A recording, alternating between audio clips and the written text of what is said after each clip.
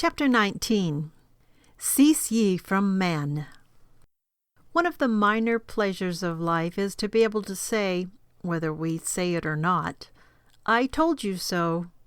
I had one such experience when I parked in front of a hotel, and almost at once a man I knew parked his new car, less than a week old, behind my almost 10-year-old one. He saw me locking my car, as I always do, and laughed, saying, "What's the matter? Don't you trust people?" I told him that, as a matter of fact, I do not, because as a Christian I believe that God is right in declaring that man is a fallen creature, a sinner, and not to be trusted. Well, he went his way, and I mine.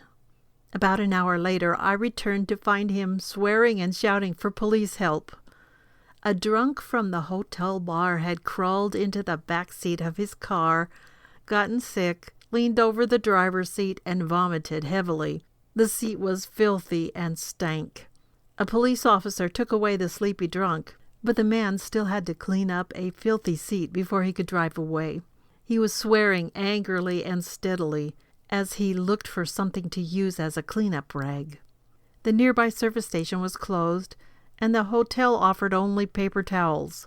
I was, to tell the truth, tempted to ask, "What's the matter? Don't you trust people?" Instead, I simply remarked that it was a good thing my car doors were locked, because I was a little closer to the hotel bar door than he was. In a less amusing form, I've had this kind of experience repeatedly. Men who insist on trusting men rather than the Lord get sorry dividends for their faith. St. Paul is emphatic about man without God. "There is none righteous, no, not one." Romans 3:10. A statement also made earlier by David, Psalm 14:3. Basically, there are two religions, humanism and Christianity, a faith, trust, and reliance on man, or on God.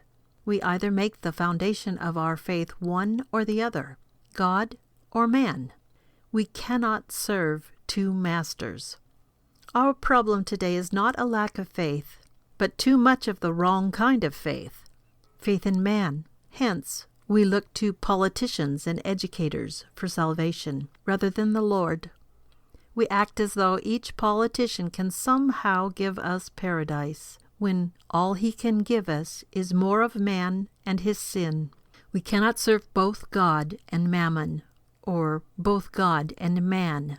It is time we heeded Isaiah, who declared, "Cease ye from man, whose breath is in his nostrils. For wherein is he to be accounted of?" Isaiah 2:22. If you continue to trust in man, someday, in unhappy circumstances, God himself may remind you, "I told you in my word."